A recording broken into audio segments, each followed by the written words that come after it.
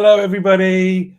Welcome to today's show, May the 16th, Tuesday. So I'm off. I've got the date and the day right. So what? Oh, some of you were here before me. Jordan, good morning. Jordan's got now is a superstar in the team leader community and is with the Fab group with Gary Gormley. I think you've gone past 2,000 connections, right, Jordan? He also cycles up mountains. Slam Duggan is here. Oh, good. Hello, mate. Is Brooke with you? Hey, Kerry. Hello. Ah, look, the rare sunshine. Bev is here. Oh, you. This was before I even. Hello, mate. Hi, Scott. Oh, Dave, it's been a while. It's good to see you, mate. Nick's here. Happy Tuesday. It is. Happy Tuesday. Here waiting. Still no intro. What? Are you not getting the intro, everybody? Are we live? Danny, talk to me. Hey, up from sunny and windy Tenerife. Morning, everyone. Clayton's here as well. Clayton is my South African superstar. Yes, Marco. Hello, sir. How are you? 2023 connections, comical, I know. Now then, Dan, you're on holiday, mate. I'm pleased to hear it. I am pleased to hear it because you bloody deserve one, mate. It's cycling down mountains that's the good part. Yeah. Oh, good. We got it. You are live. I just got your beautiful face to start. Oh, it's cut short, but we get it. I will send you the VT, Phil. I know you love it. Don't worry, there's some other ones coming. I was going to say, hopefully you're all connected to each other because I think this would be a great vehicle to make sure you're all connected. So if you haven't, and Nick, hello, mate. Good to. There you go. Good morning indeed. Isn't it a lovely day? I feel like it's summer's coming. The sun is shining here. The girls, we had a football game last night and it was lovely to still be playing at 8:30. The game finished. So that was just lovely. Just me then. Peb cac error. Problem exists between keyboard and chair. Oh, Pud's here. Popped on to say good morning. Now back to my conference. Come on, Chris. You didn't need to plug the conference. I was going to plug the conference. Everyone, hopefully you do know it's the Forums interactive conference this week. So there's some great content, and I will be tuning in later today. So let's get cracking, shall we? I did a podcast yesterday. Oh, Marianne's here. Hi, Marianne. Good to have you here. Welsh Wonder Woman. I did a podcast yesterday that will come out next week, I think. And it was with a lovely lady doing great things at a big contact center. And they have a really interesting way of doing the hybrid model. And I think, this is the question for the day, really. But what they do is they do 1 week in, 3 weeks working from home, and that they're very coordinated. They're very informed. You can come in more than that, but they are sharing every day who's in, who's going to be in. So you're not going into the point where you're walking into a contact center because you're told you have to and it's empty. But I wanted it got me thinking, and we had a really nice conversation. Diolch Fowl, Martin. I hope I pronounced that right. I lived in Anglesey for a while. A little known tidbit from me is my dad was in the RAF, in the Air Force, so he moved around a lot. And when I was about 10, we went to Anglesey in Wales, and the only school available was a Welsh-speaking school. So I can count in Welsh still, un dau tri pedwar pump chwech saith wyth naw deg. And I also know Bobble Back, which means naughty boy. And you can imagine I got in a lot of trouble, not because I'm a troublesome person, but because I did not know what was going on. The lessons all being in Welsh, albeit I was top of the class in English. Chris, here you go. So Chris has shared the link. Please do drop in. It's the forum always do good stuff, don't they? DJ Jules is here. Sorry I'm late. Dog ate my homework. That's fine. Just see me after class, Jules. And you, Michael. Hello, mate. Guten Tag. My fellow Tottenham fan over in Germany, Michael is. Right. So the question for the day. What are the long-term implications of a large percentage of our teams working from home? Broadcast the SOS in all known languages and Welsh. Red Dwarf quote. What show doesn't? Every show needs a Red Dwarf quote, Danny. Hey, Peter. Evening from Oz, everyone. And Shams here. Shameen's here. Brilliant. Greetings from Chepstow, South Wales. Down. So, what are the long-term implications of a large percentage of our teams working from home? And like I say, I had a lovely conversation yesterday in talking about hybrid working from home, the impact that this is potentially having on culture, but it's also pushing us to be really creative. Jules, no, we are not going to be talking about the FA Cup final in 1987. Tottenham lost to Coventry. This is a great and huge question. It is, isn't it? Because I think it's something that we're all trying to wrestle with. We're still on. We've got a very Welsh vibe. Brilliant. By the way, Popty Ping is not the Welsh from microwave. What about the other one, Marianne, where people say, whose jacket is that coat? Sorry, I won't do any more accents, I promise. I love my time in Wales, and my mum's Welsh, so I'm not going to carry on. I'm not knocking the Welsh in any way at all before my mum, who does watch these on YouTube. Hi, mum. Here we go. So, I found myself becoming disengaged when I work from home. Not everyone is the same, though. Pros and cons to answer this question. And I think, we need to maybe have more discussions around this, Jules, right? Working from home, poor mental health outcomes, limiting career progression. Bev, that's a great one. Certainly very thought-provoking. Limiting career progression. Oh, straight away, Bev Hughes definitely agree with this. And is that because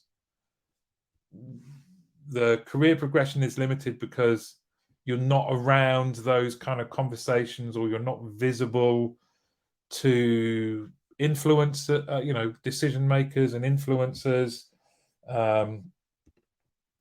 Working from home has sometimes led to micromanagement. Yes, this productivity paranoia was a phrase that was born out of working from home, wasn't it? Which seems very short-sighted to me, that we can see the stats, yet we believe people are not as productive, even though the stats are saying they are productive, because people aren't seen. I think there are a lot more challenges than people want to talk about. Well, let's talk about it now. I think, Marianne, you're right. One of the anecdotes I mentioned before the other day was how, when I was an agent, I had a really bad call, kind of threw my headset down. The guy next to me, Mark, just said, "Best call you've ever had?" And the humour in that moment got me instantly back on the phone. I went from being really annoyed to ready to take my next call. And it just struck me that moment, how is that replicated in a working from home environment? Danny, in my opinion, most of the pros for this question are transactional, functional. Things like reduced travel, increased performance, no social loafing. decrease in operational costs. The cons are almost all psychological: trust, social cohesion, disconnection from purpose of the social group organization. Yeah, I think you've summarized that really well. Work-life balance increases, environmental impact decreases with no commute. So true, Jules.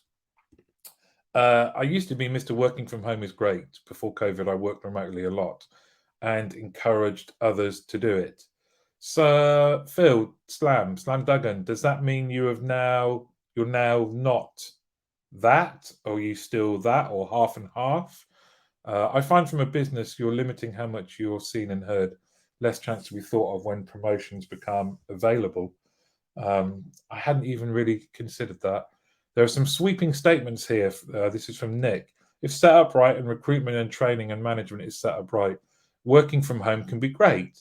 It's when we send people home that were recruited and trained and managed in a face-to-face environment that major problems can emerge. This is great. Jules, does work-life balance increase? People are finding it hard to switch between private and work at home. From Michael there. Jules, definitely more challenging for engagement, mental health awareness. I was an agent in the pandemic. I had a nightmare call, nobody to turn to. So the same scenario that I just said, exactly that, Jules. Productivity stats are skewed by social loafing phenomenon. Social loafing. The idea that someone works at 100% when alone, but their individual performance decreases the larger the group they're working in. However, the trade-off is improved collaboration, innovation, and trust when working physically together. There's no one right answer. Social loafing. This is great. I've never heard of that before. Thanks, Danny. Depends on your starting point and your historical emotional connection to an office environment. And I wonder if, Chris, something in this about we have now got, let's be honest, people who've been recruited into our industry during maybe the pandemic who have perhaps never been into the building that the company that they're working for physically. And I wonder what that group, their view is. There's one physical con: weight gain. Very, very true. Hello. Our leaders are more important than ever, and we're going to have to invest a lot more into frontline individuals and treat CSAs as professionals a lot more than they may have been in the past. David, so true. Is this the point that breaks command and control kind of culture? Because we have to trust, and we have to trust without one of our senses seeing people physically. Phil's a baller. There's no traveling. For those of you that don't know, that is a basketball reference, because the main man in UK basketball is, of course, Phil Duggan, and Danny's a big fan. Michael Moran definitely did for me. 2 hours back every day with no commute. I was accessible to my kids. So true. The commute seems annoying now, doesn't it? Whereas we used to accept it, kind of, oh, well, it's an hour, that's fine. I used to be pro working remotely. I worked remotely for a long time before joining EC. Started back at EC during the pandemic and carried on working from home with a few days in the office. Now I'm split. 3 days in, 2 days at home purely for the balance. My mental health took a hit from being so isolated. I missed all the little moments of humor that keep you going during the hard stuff. I would put myself in that camp. This is really helpful, actually, this session with you guys. The banter and the humor. Sorry, I pressed enter before finishing my comment. Oh, there's a joke there. Danny Wareham, 100%. Yeah, look at you two. Clayton, agree with Danny. No right answer at this point. We're still learning. But promotions should never depend if face-to-face or not. Leaders should be aware who is doing a great job no matter where they are. This has been the great disruptor, hasn't it? Here he is, Joe. Morning, Martin. Morning, everyone. Joe from Sabio has some lovely stories, by the way. You need to connect with him. And he's also a very decent fullback who provides assists and goals. So, a bit of sport for you there. Peter, all the way from Oz. Working from home brings a lot of comfort. However, when that creeps in and you become too comfortable with your work, it's easy to start becoming complacent eventually. It seems like some don't like doing or learning something new anymore because of this comfort. Becoming complacent is dangerous because it means it's settling into uninspiring work routine. Exactly. Comfort is a killer. Um, in order to make working from home successful, it requires a complete change in behaviors, processes, technology, employee, employer expectations. There's a lot of hesitation as nobody has the answers and knows the long-term benefits, impacts of it. Nick, so true. And of course, some of the people that came on the podcast from Sensei have been doing this pre-pandemic. It's their raison d'etre, if you like, and they seem to do it really, really well. I think this is a great disruptor. It's generated this type of conversation. Yeah, the weight gain comment, Jordan, right? Okay, Danny is helping us here. Social loafing explained. Now, is the Mart bit, is that related to me, Danny? With Mart is what the family here call me. From a business continuity perspective, working from home has moved a lot of businesses away from the all eggs in one basket scenario. Snow days are largely a thing of the past. I used to have to be on a snow day emergency panel, so really good point, Scott. I think working from home is great for some and not for others, says Marianne. It can have a huge mental effect on people and can make people quite insular. Yes, it's very true. Working from home will continue to evolve. It was an emergency reaction accelerated by the pandemic. We are only just starting to understand it properly through conversations like this. And what prompted this question was the podcast. But if you remember last week on the show, Contact Babel stats showed that we're still at like something like 60%, wasn't it? 56%, purely working from home. Nothing beats the banter and buzz of the office. So this is kind of where I sit. I was notorious I worked from home when I worked at BPA. I worked from home a couple of days. I'd be in London a day or two, and then would make a trip down to the office in Exeter. When I went to the office in Exeter, it was fed back to me that whilst everyone enjoyed me being there and it was happy, that people's productivity went down because I was just wandering around chatting, and I would say I was working, right? But that wasn't always the case. And I do miss that a lot. I was recruited and onboarded without physically meeting my boss, colleagues, or office. Didn't influence my motivation, but did influence the team building. Michael, really true. How is that now? Has anything been done differently for team building to address that? Bev, up to an hour's commute is tolerable. Time to decompress, listen to loud music, but no commute. All that stress is in my house.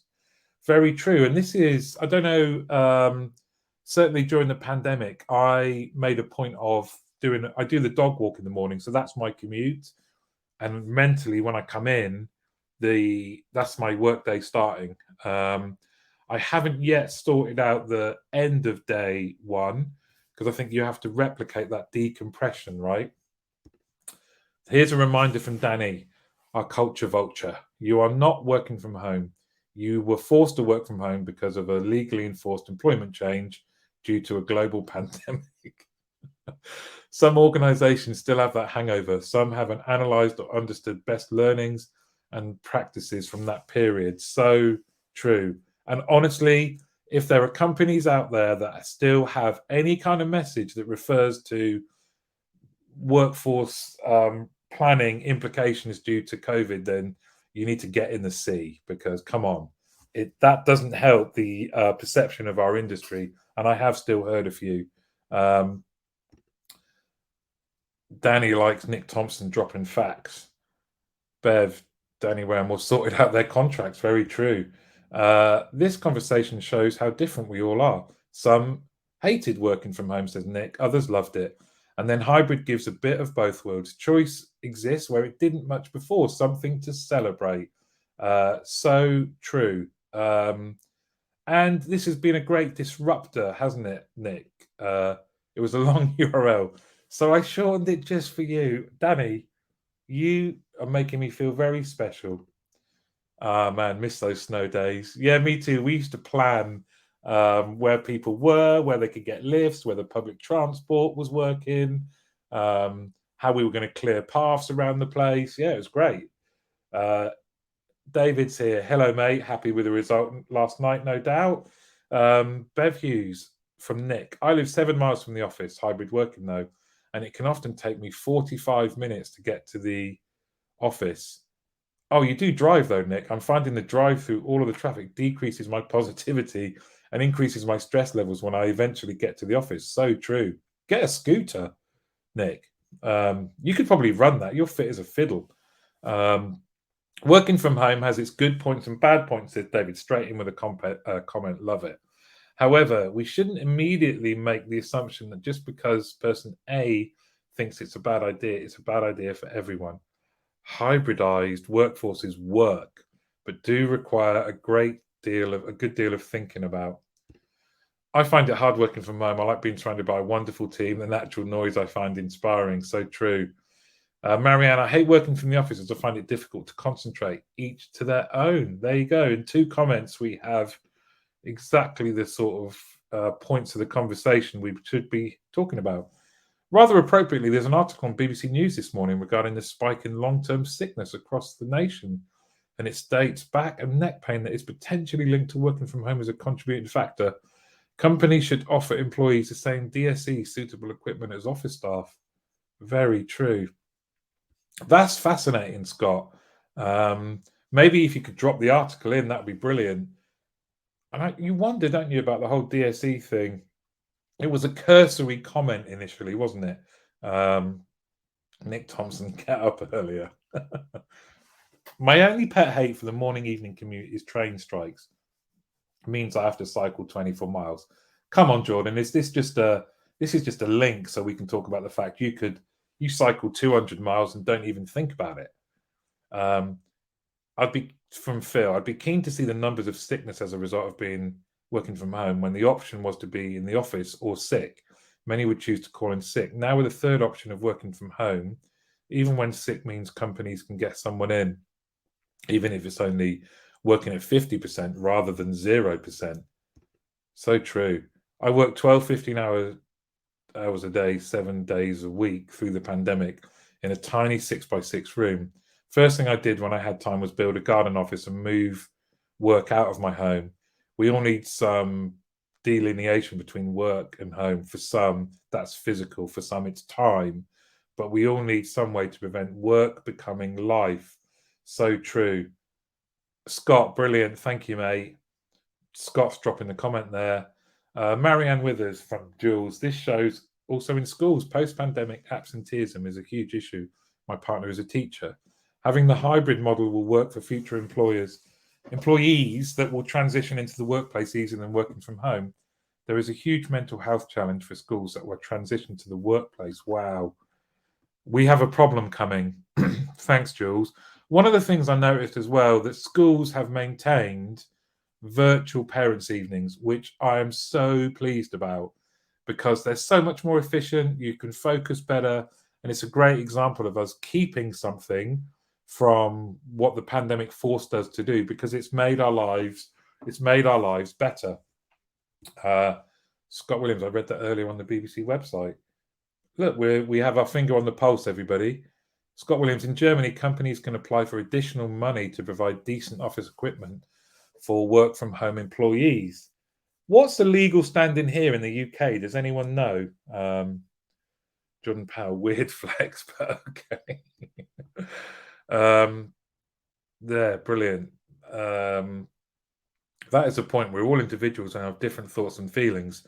So all is needed, have varied offering, home, hybrid, and office. Beth's here, lovely. We spoke to Beth and Bev on the live in our community earlier today. I work mainly from home and love it. It's taken a lot of self-discipline to switch off between home life and work life, though, so I can understand it's not for everyone. Michael Rand, trust the Germans to get it right. I haven't been able to keep up with that, Danny. So don't you think the fact that we are we've had more comments on this than probably any other question I've done on the show, and it shows we still have a lot of talking to do, I think. But we need to refine this, I think, to what does it mean for the people that we're hiring? What does it mean for the future of our industry? You know, what are these long-term implications? What are they? Virtual parents' evening, same with doctor's appointments. We don't need to see the doctor every time, just have a conversation. Hybrid works. Some face-to-face appointments and some remote. Great. I agree with you, Nick. David Priest is not always, but sometimes. I was born and lived in Germany for a while. I'm in agreement. I'm in total agreement. It worked, Beth. I'm in total agreement. It works for me. So that's David agreeing with Beth. Peter, definitely found myself working longer hours when working from home. Is that because I do the same, but sometimes I'd say that's a passion thing that I can just walk in here and start working. When did working from home introduce multiple monitors as the new norm? Phil, so true, isn't it? More comments. Yeah, because we're all working from home. Very, very, very true. Well, are we? Is everyone here that's commented working from home? Probably Slam Duggan isn't. And yeah, very. Danny's always very good with these comments. So you are gonna like this, Slam Duggan, because we are gonna run another VT.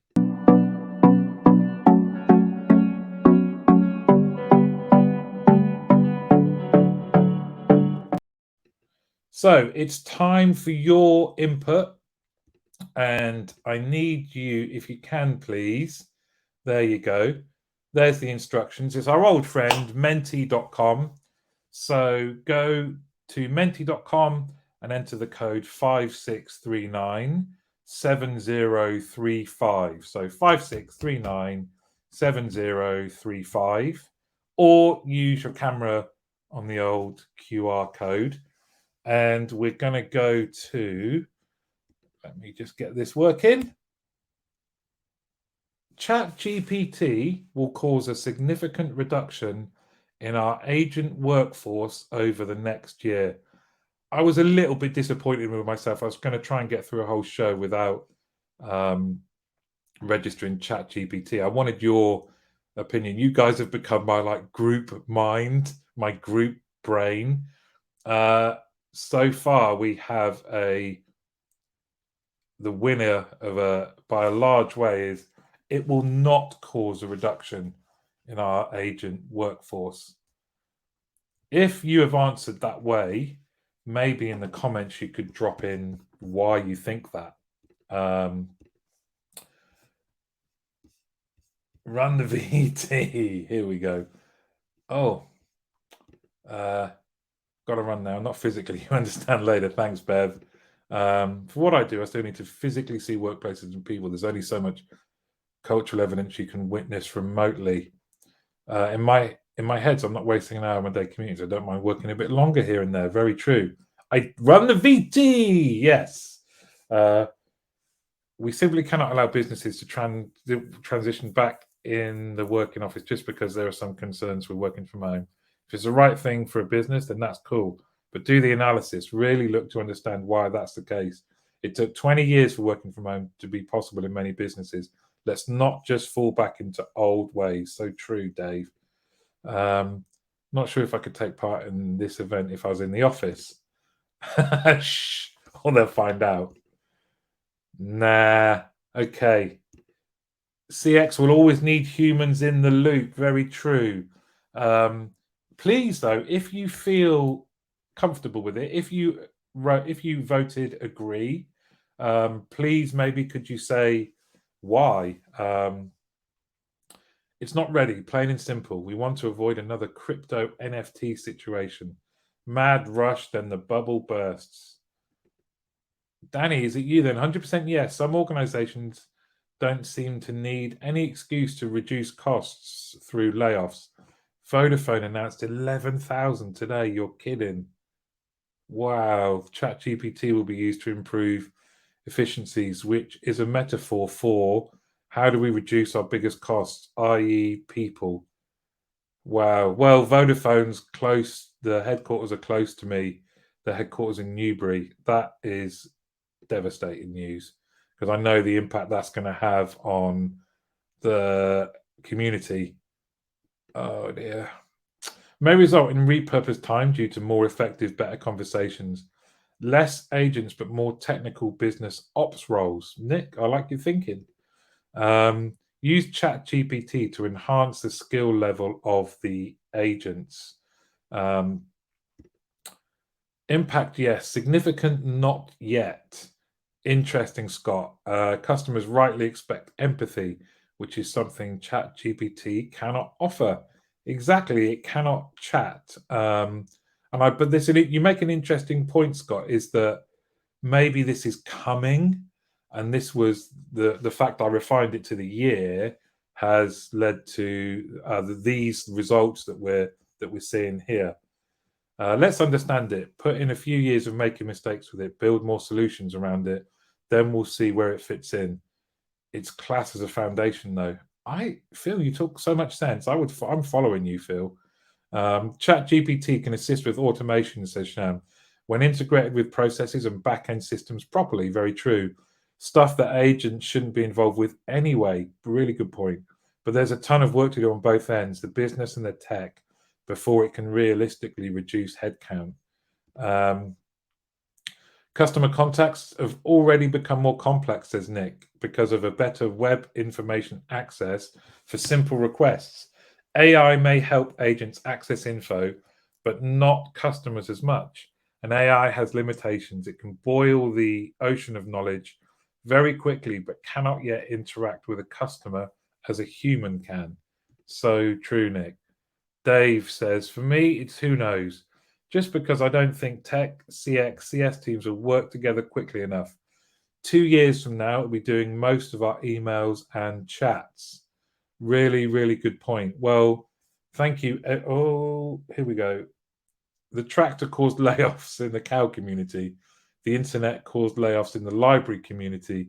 Tech inevitably reduces work for the manual stuff and will always impact people. Very true, Danny. Jules, it can drive early interaction efficiencies. The solution needs to be human, though. Hey, Kez is here. Brilliant. Not everyone is going to be very techie. So ChatGPT can take some of that and solve, and agents can do the manual work required and also focus on more personalized interactions with customers. So true. Thanks, Kez. Great to see you. Nothing has killed the requirement for human agents so far, in spite of all the doom-laden predictions. Again, good summary, Dave. Initially, it will cause more calls, and then it will begin to decrease over time, says Marianne. It's all about getting the tech right. Tech is an enabler. If it works and is integrated in the right way, it will be so superb. However, not in the short term. This always happens when we bring in new tech. Very, very true. Some great comments as usual. Phil, you'll be pleased to know it's time for another VT.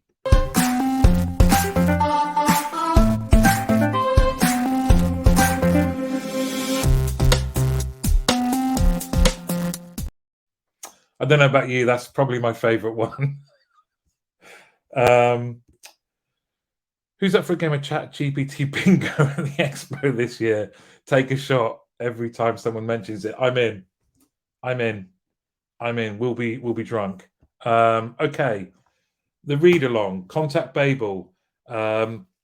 Conscious of time, so I am going to get straight in. We are up to about page 280. Roll it.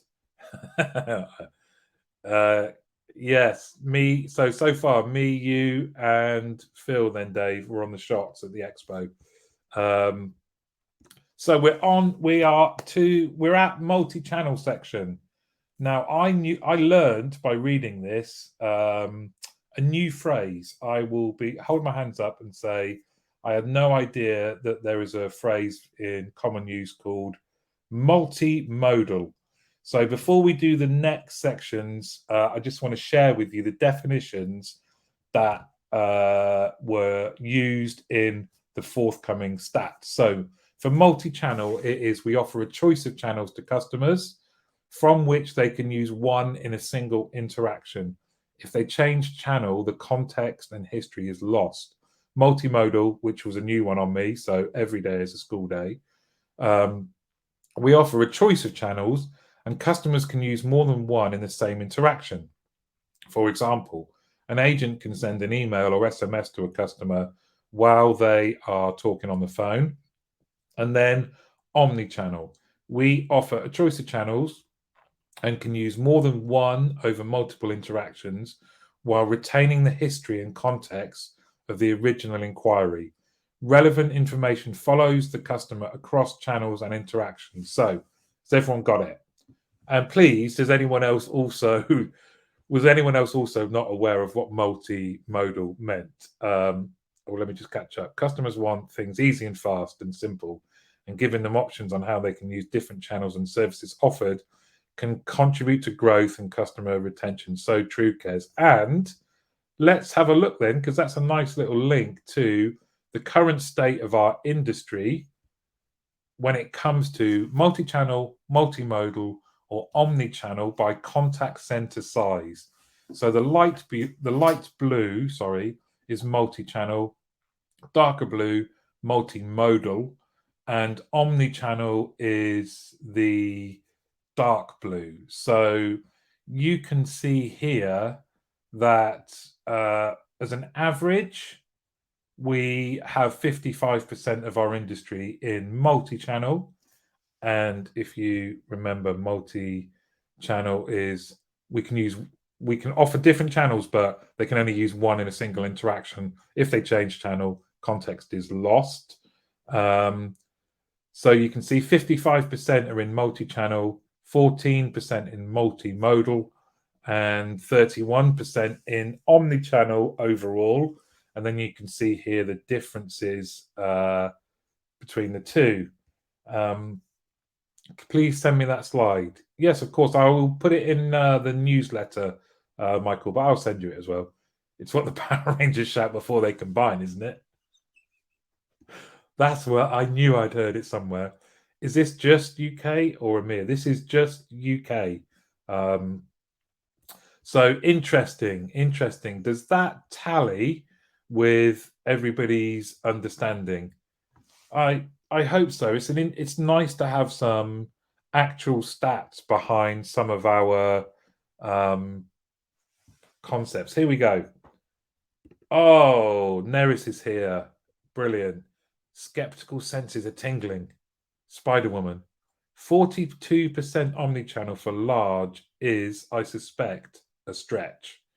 Do you think people have gone, yeah, they've answered it, when in fact they're not quite there yet? Oh, Sham, here we go. Good. Multimodal bubbled up because businesses were savvy to the fact that a lot of tech vendors could not provide omni-channel, even though they stated they could. Multimodal is the bridge they use to show they're getting there. Ah, interesting. Well, Neris and Sham, okay, here we go. Phil, need to be on the road, I'm afraid. As always, take care all. Thanks, Phil. Safe travels. What are the barriers to omni-channel then?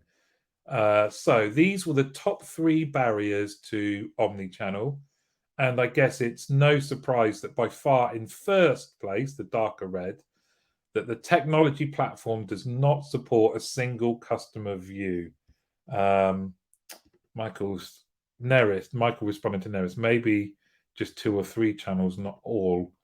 What do we think about this? The technology platform does not support a single customer view.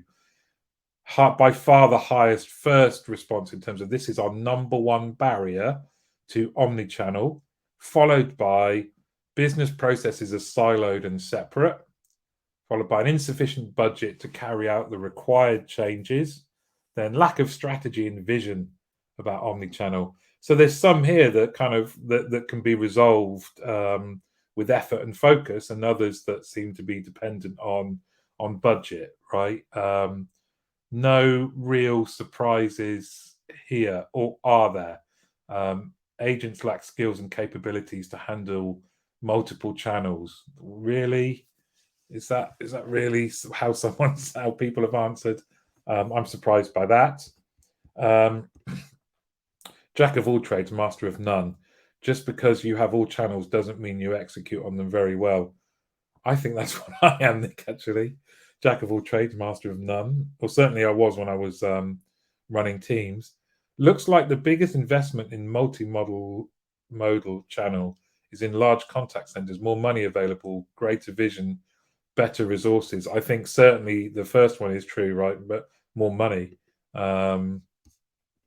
That's a very interesting question, though. Maybe the differentiators between sizes of contact centers. Certainly, being a judge in CCMA and European awards and things like that, I've often been really impressed with how creative small contact centers have been, and they've achieved great results because they've had to be creative because they don't have money, but they do definitely have vision and execution. Okay, moving on from barriers, we now have agent capability. So, multi-channel agent capabilities by contact center size. So you can see the blue is their agents are only dealing in voice only. Excuse me, I nearly lost my voice then. Green is the agents are doing voice and digital, and yellow is only doing digital only, or they're only capable of doing digital only.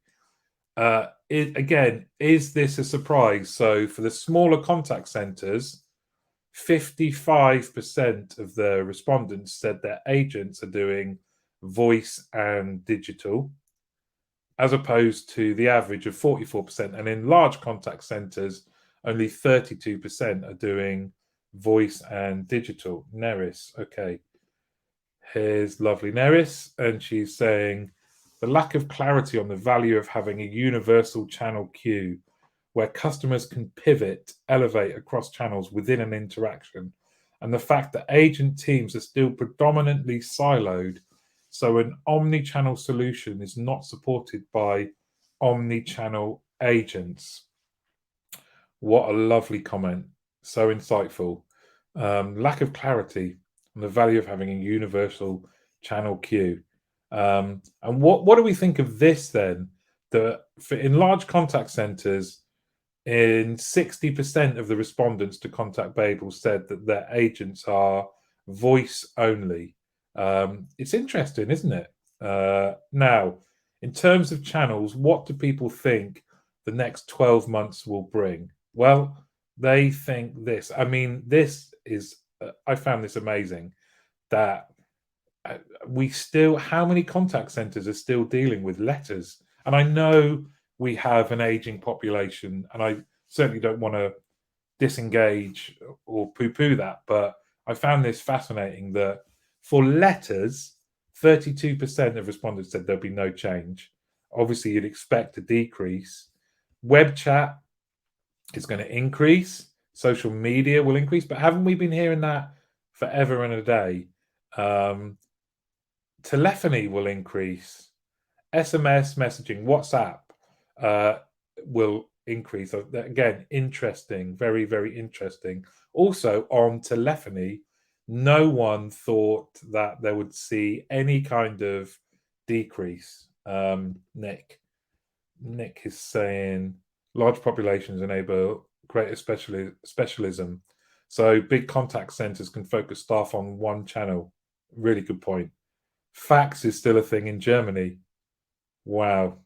It's interesting, isn't it? Postal costs have increased greatly recently. It's very, very true. So will this be impacted even more? Which industries lend themselves still to receiving letters? Legal? Is it predominantly legal? I agree with Neris, and I'd add that many organizations set up their structures to benchmark departments against each other. These reinforce tribal siloed approaches within the groups and encourage outside actors, change managers, support, etc., to also treat them as standalone groups. Very true. So, very interesting view here of what's going to happen to our channels over the next 12 months. Does this sit with your understanding? Do you look at this and go, oh, actually, sorry, I gave you some duff information there. Look, telephony self-service versus telephone live agent. I am sorry. So an agent responding to an inbound call, the respondents believed that there was going to be a decrease, whereas the telephone self-service was no decrease. The demise of voice had been predicted ever since email and chat became a thing. Hasn't really happened so far. And I wonder, Nick, whether going back to the Chat GPT question I asked, if it's the same sort of thing that there's a lot of noise, but actually the reality is it takes far longer than we think for these things to have an impact. Maybe it feels a little bit different. Sorry, should that be assisted voice? I think so. Interesting nonetheless, isn't it? Where we perceive these channels to be. And then finally, we have inbound interactions by channel as is right now. No surprise that telephony accounts for 63.6% of inbound interactions in our industry, followed by email at 16.5%. Web chat is 8.8%. And then you have social media, messaging, and then finally letter. So have to jump. My boss, the wife, is micromanaging me at the home office. See you later. Truss, Michael. 60% reduction in phone, which is one-to-one interaction, whilst increasing web chat, which is usually concurrent. But we won't see employee number reductions. Something doesn't add up. It's certainly it is certainly something very, very interesting, Danny, isn't it? So thank you all for joining me today. I've gone over a little bit. I just want to also, you might have seen the news on LinkedIn. I'm really pleased to say that Ascensos are going to put all of their team leaders into the team leader community, which is amazing. So why not, if you have team leaders, come and join an ever-growing community where it's more stuff like this. Actually, we're helping each other every day. But it has been wonderful to share 48 minutes with you guys. You are absolutely brilliant, and I love this is my interaction. This is my banter. We've had some great questions. You've been brilliant as always, and I hope you have a lovely rest of the week. Maybe this is my favorite VT. What do you think?